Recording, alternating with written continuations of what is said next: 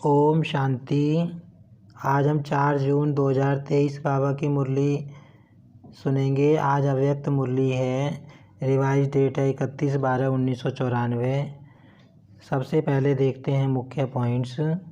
आज बाबा ने कहा कि तुम नए वर्ष मनाने आए हो, तो बाबा कहते हैं नए वर्ष में तुम्हें जो भी तुम्हारे अंदर पुराने संस्कार हैं, कोई भी कड़वाहट है, तुम्हें उसको विदाई दे देनी है।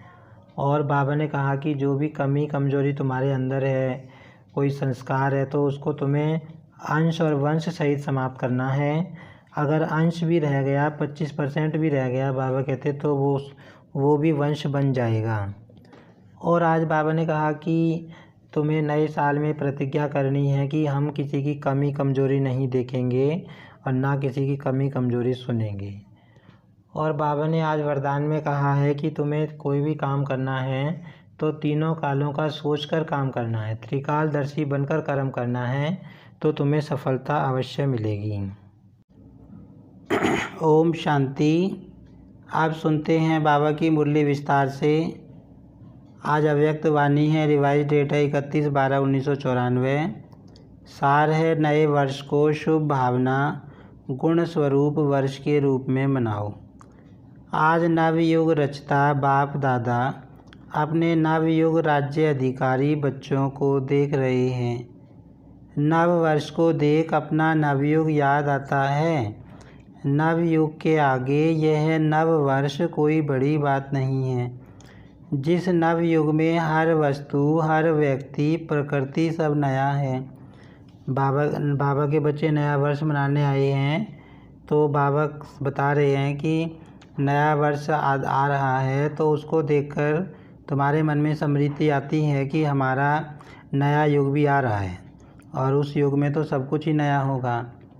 नया वर्ष जब शुरू होता है तो पुरानी वस्तु व व्यक्ति के पुराने स्वभाव, संस्कार, चाल चलन कुछ नए होते हैं, कुछ पुराने होते हैं। लेकिन आपके नवयुग में पुराने का नाम निशान नहीं। बाबा कहते हैं यहाँ पे नया साल शुरू होगा तो आदमी कुछ नई आदतों को धारण करता है, कुछ पुरानी रहती हैं। लेकिन बाबा कहते हैं जो नया युग सतयुग आएगा उसमें तो सब कुछ ही नया होगा, पुराना कुछ भी नहीं होगा। व्यक्ति भी नया अर्थात सतो प्रधान है और प्रकृति भी सतो प्रधान अर्थात नई है। प्रकृति में भी आजकल जैसा पुरानापन नहीं होगा, तो नवयुग की मुबारक के साथ नव वर्ष की मुबारक। बाबा कहते वहाँ प्रकृति भी नई होगी और मनुष्य भी नए होंगे। आज विशेष नया वर्ष मनाने के उमंग उत्साह से खुशी खुशी से सभी पहुँच गए हैं, तो बाप दादा भी दिल से दिल की दुआओं सहित नव युग की और नए वर्ष की डबल मुबारक देते हैं। आप सभी को भी डबल याद है या सिंगल याद है? अब बाबा बच्चों को नए युग की भी मुबारक दे रहे हैं और नए साल की भी मुबारक दे रहे हैं। अपना नया युग नैनों के आगे बुद्धि में स्पष्ट है ना। जैसे कहेंगे कल से नया वर्ष शुरू है, ऐसे ही कहेंगे कल नवयुग आया कि आया। इतना स्पष्ट है, नशा है। सभी नवयुग के राज्य अधिकारी हैं। सभी राजा बनेंगे तो प्रजा बनाई है। आप सब तो राजा हो, लेकिन राज्य किस पर करेंगे? अपने ऊपर। तो बाप दादा नव युग और नया वर्ष डबल देख रहे हैं। कल की बात है ना, वो भी कल और ये भी कल की बात है। फिर नवयुग होगा ना। अपने नवयुग की ड्रेस सामने दिखाई देती है। बस पुरानी ड्रेस छोड़ेंगे और नई ड्रेस धारण करेंगे।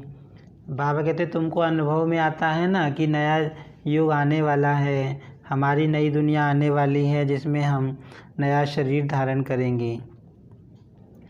तो वो ड्रेस अच्छी चमकीली सुंदर है ना। अभी तो देखो हर व्यक्ति में कोई ना कोई नुक्स होगा।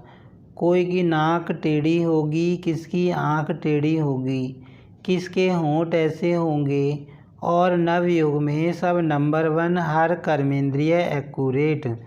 तो ऐसी ड्रेस सामने खूंटी पर लगी हुई है ना, बस पहननी है। अपनी ड्रेस अच्छी पसंद है, देख रहे हो ना। बाबा क्या समझा रहे हैं कि जैसे यहाँ पर तो सबके शरीर, किसी का शरीर काला है, किसी का गोरा है, किसी की नाक टेढ़ी है, किसी का कुछ अलग तरह का शरीर है। तो बाबा कहते हैं सतयुग में ऐसे नहीं होगा। सतयुग में सबके शरीर बिल्कुल सुंदर होंगे, एक नंबर का बाबा कहते हैं वहाँ शरीर होगा, ऐसी ड्रेस तुमको मिलेगी। बाप दादा सदैव जब हर एक बच्चे को देखते हैं तो क्या देखते हैं? एक तो हर एक के मस्तक की चमकती हुई मणि श्रेष्ठ आत्मा को देखते हैं, और साथ साथ हर एक बच्चे के भाग्य की श्रेष्ठ लकीर को देखते हैं। हर एक का भाग्य कितना श्रेष्ठ है। अब बाबा बच्चों की तरफ देखते हैं तो दो चीज़ें बाबा देखते हैं। एक तो मस्तक के बीच में चमकती हुई ज्योति आत्मा को देखते हैं, और एक जो बच्चों को भाग्य मिला है, सबके भाग्य की श्रेष्ठ लकीर को देखते हैं बाबा। सभी का भाग्य श्रेष्ठ है ना, कि किसका मध्यम भी है, सभी वन हैं, सेकंड थर्ड और आने वाले हैं। अच्छा है, दुनिया वाले कहते हैं आपके मुख में गुलाब, और बाप दादा कहते हैं आपके मुख में गुलाब जामुन। गुलाब जामुन सबको बहुत अच्छा लगता है ना। गुलाब जामुन या मिठाई खाने के लिए ही बाप दादा ने हर गुरुवार भोग का रखा है।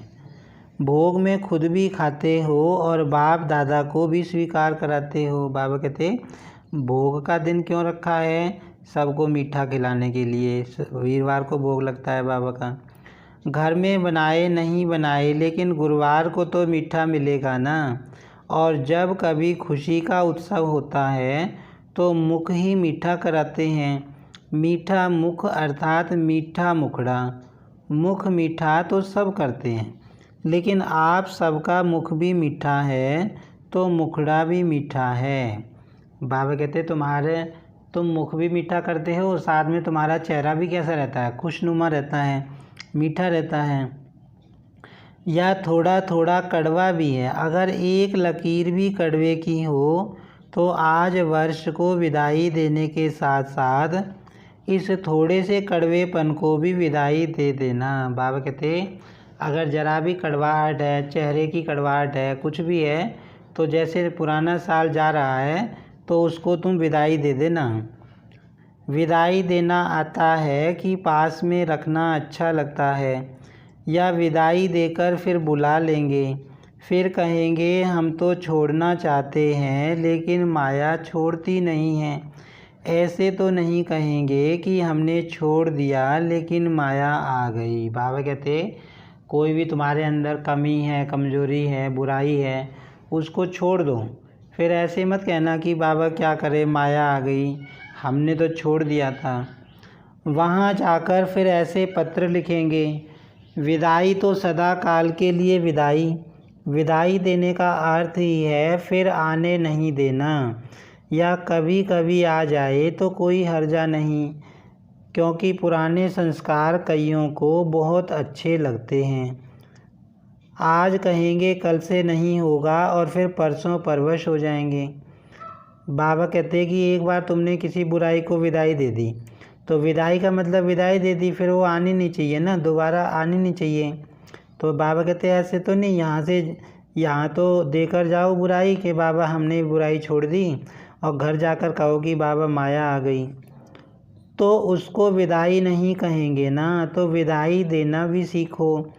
वर्ष को विदाई देना तो कॉमन बात है, लेकिन आप सबको अंश वंश सहित माया को विदाई देना है। बाबा कहते तुम्हें अंश और वंश, बिल्कुल अंश मात्र भी किसी बुराई का तुम्हारे अंदर नहीं रहना चाहिए। अंश को भी विदाई देनी है।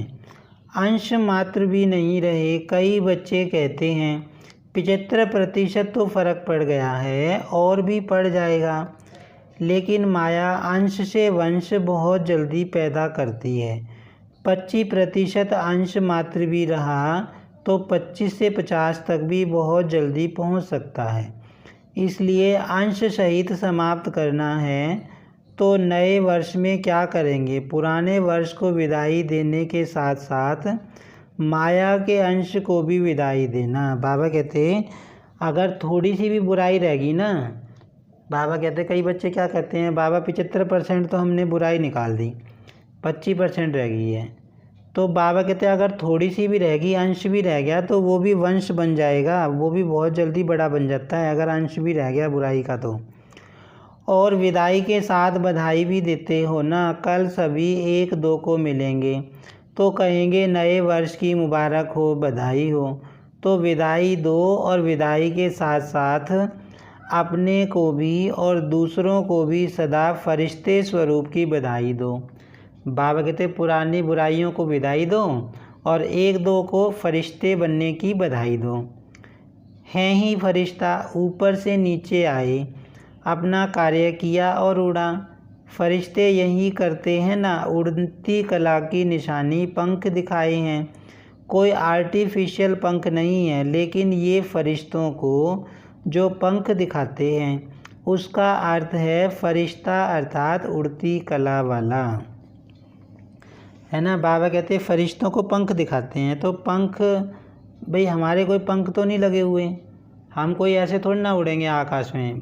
अब फरिश्ते का मतलब बाबा क्या कहता है, जो आत्मा हल्की रहे, मन से हल्की रहे, जिसका मन पूरा दिन खुश रहे। तो फरिश्ते स्वरूप की बधाई स्वयं को भी दो और दूसरों को भी।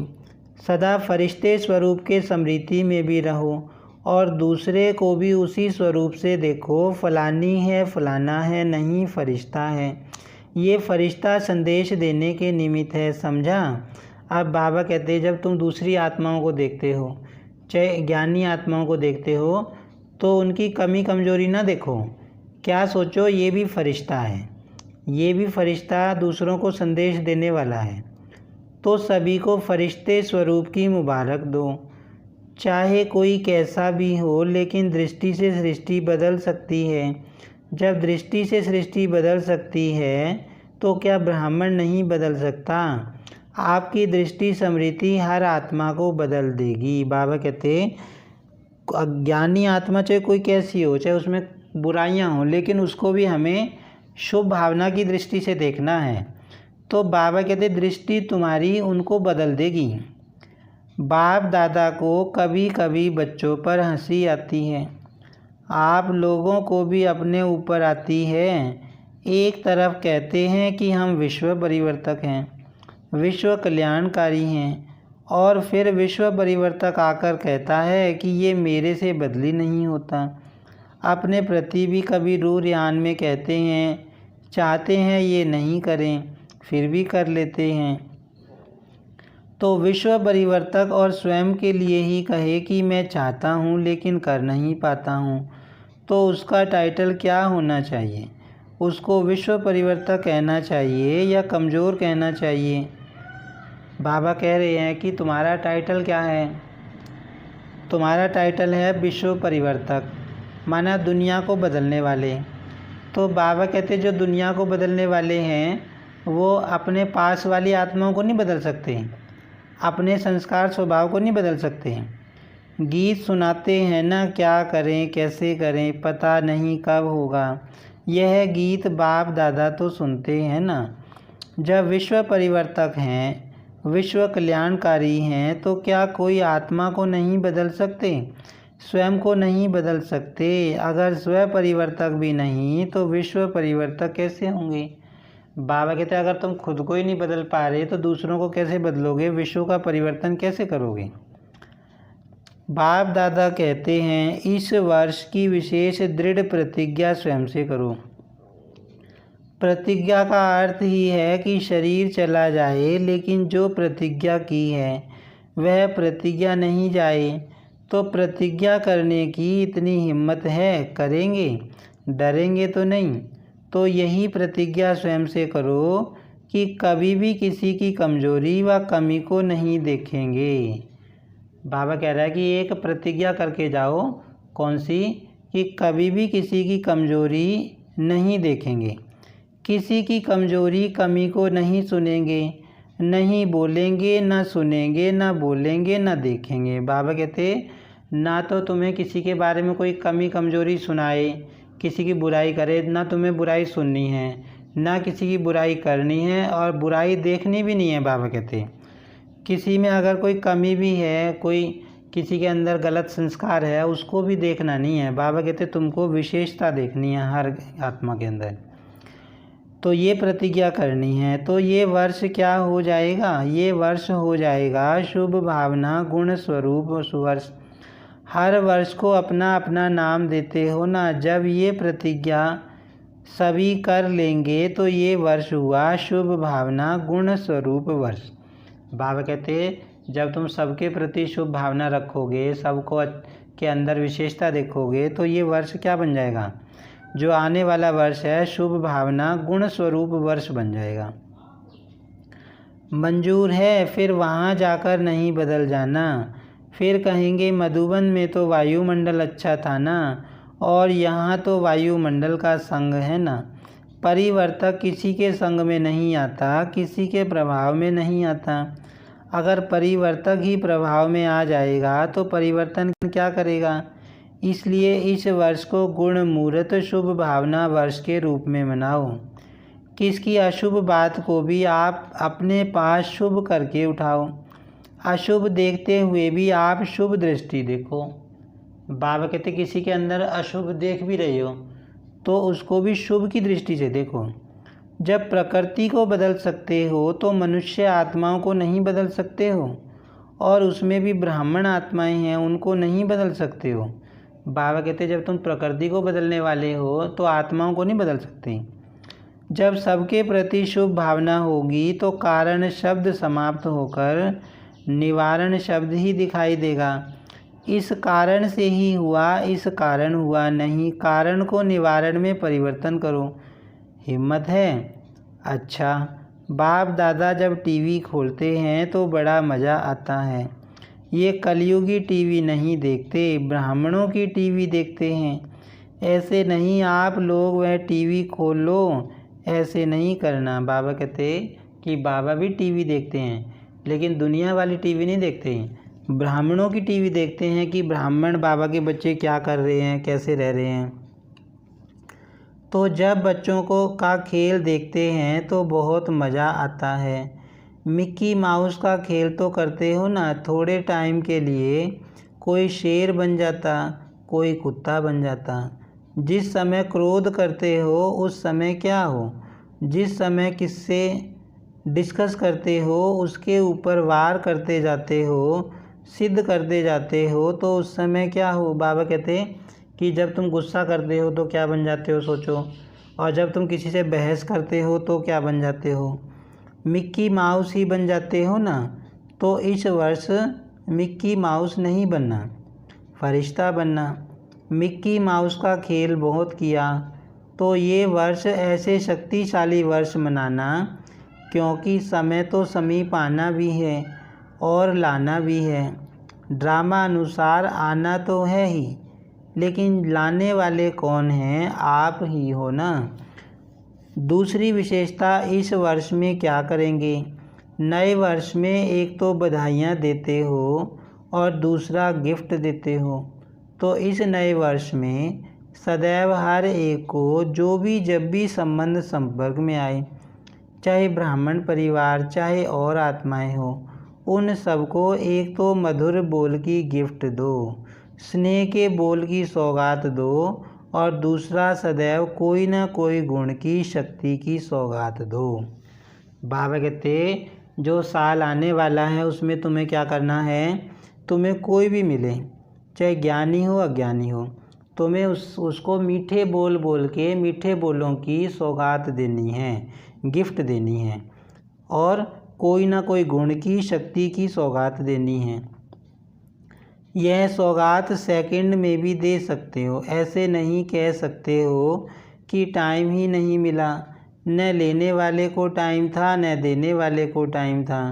लेकिन अगर अपनी श्रेष्ठ भावना श्रेष्ठ कामना की वृत्ति है तो सेकंड के संकल्प से, दृष्टि से, अपने दिल की मुस्कुराहट से सेकंड में भी किसी को बहुत कुछ दे सकते हो। बाबा कहते कि ऐसे मत सोचना कि हमको देने का टाइम ही नहीं मिला। बाबा कहते 1 सेकंड की दृष्टि से, 1 सेकंड के बोल से तुम उनको दे सकते हो कुछ ना कुछ। खाली हाथ नहीं जावे तो इतनी गिफ्ट आपके पास है कि 2 दिन देंगे तो ख़त्म हो जाएगी। बाबा कहते मीठे बोल बोलने की गिफ्ट तो तुम्हारे पास है, या ऐसे तो नहीं आज गिफ्ट देंगे कल ख़त्म हो जाएगी। भाई मीठे बोल तो कितने ही बोल लो। बाबा कहते सभी का स्टॉक भरपूर है कि कोई का स्टॉक थोड़ा कम हो गया है। जिसके पास कम हो वो हाथ उठा लो, भर देंगे। बाबा कहते जिसके पास ये गिफ्ट कम है मीठे बोलों की, हाथ खड़े कर लो तो बाबा गिफ्ट स्टॉक भर देंगे। जिसके पास कमी हो वो चिट्ठी लिखकर दादी जानकी को देना, वो क्लास करा लेगी। कमी तो नहीं रहनी चाहिए ना, दाता के बच्चे, और कमी हो तो अच्छा नहीं है ना। बाबा कहते तुम हो दाता के बच्चे, और दाता के बच्चे कहें कि हमारे पास तो मीठे बोल है ही नहीं बोलने के लिए, तो कैसे होगा। कमी को लेकर नहीं जाना, वर्ष के साथ कमियों को भी विदाई देकर जाना। ऐसे नहीं कि सिर्फ कल एक दिन ही गिफ्ट देना है, नहीं सारा वर्ष सबको गिफ्ट बांटते जाओ। बाबा कहते पूरी साल गिफ्ट बांटना है। ये कौन सी गिफ्ट बाबा ने बताई? मीठे बोल बोलने की। रोज़ सबसे मीठे बोल बोलो, चाहे कोई कितना ही कड़वा बोले हमसे। बिना गिफ्ट के कोई नहीं रह जाए तो कितना अच्छा लगेगा। अगर कोई आता है उसको छोटी सी प्यार से गिफ्ट दे दो तो कितना खुश होता है। चीज़ को नहीं देखते हैं लेकिन गिफ्ट अर्थात स्नेह के स्वरूप को देखते हैं। गिफ्ट से कोई माला माल नहीं हो जाते हैं लेकिन स्नेह से माला माल हो जाते हैं, है ना।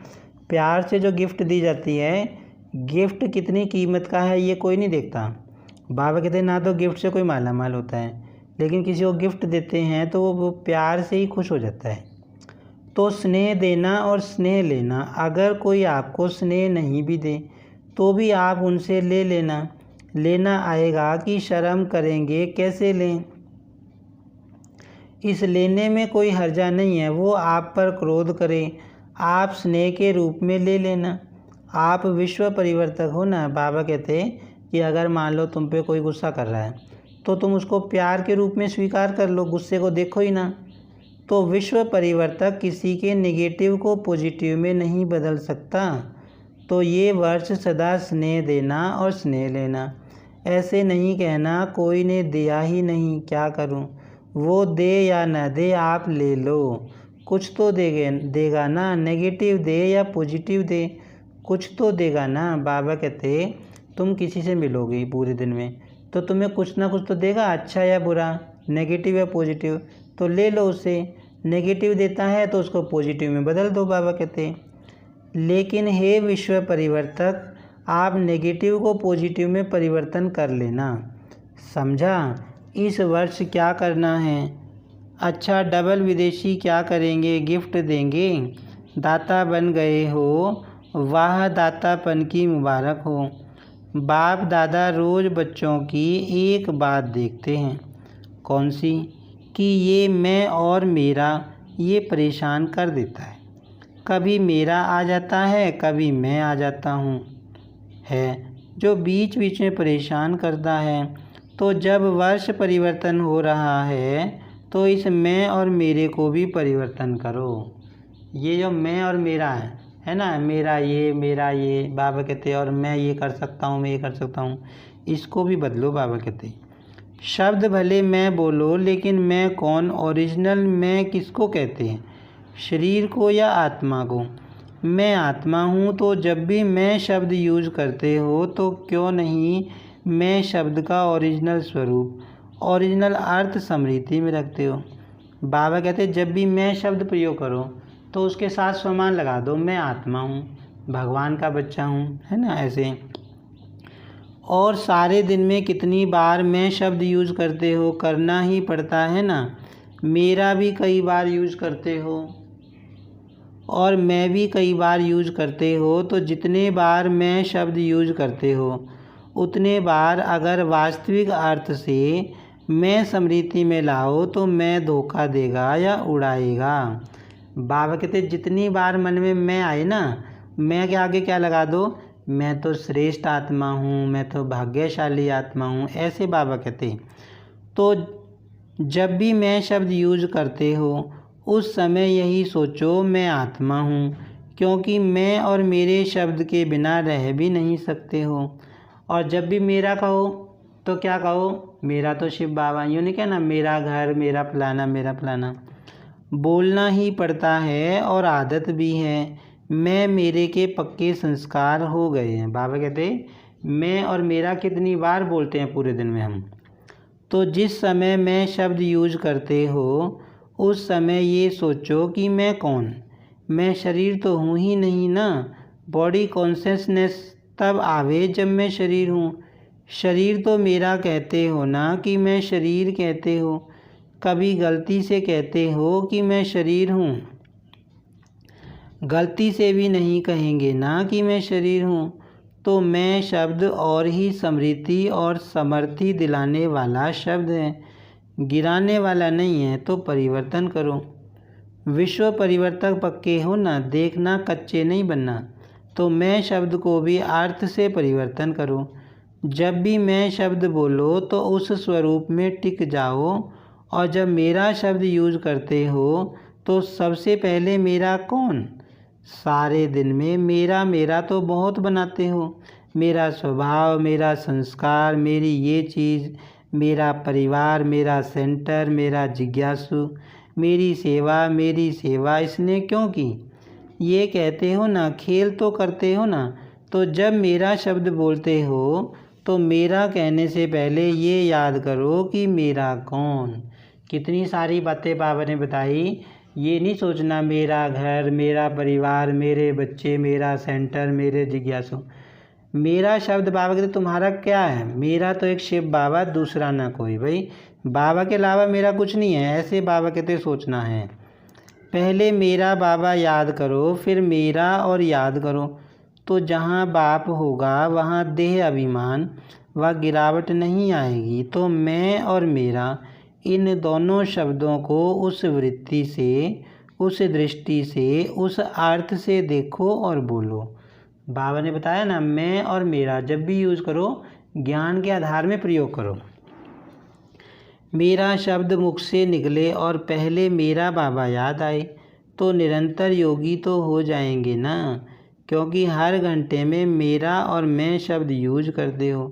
कारोबार में भी करना पड़ता है ना।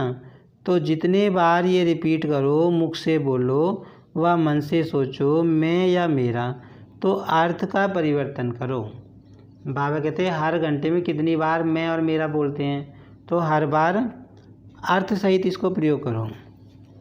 जब बेहद सृष्टि की परिवर्तक आत्माएं हो तो हद में क्यों जाते हो। सिर्फ भारत परिवर्तक तो नहीं हो ना, या डबल विदेशी सिर्फ फॉरेन परिवर्तक तो नहीं हो ना, विश्व परिवर्तक हो।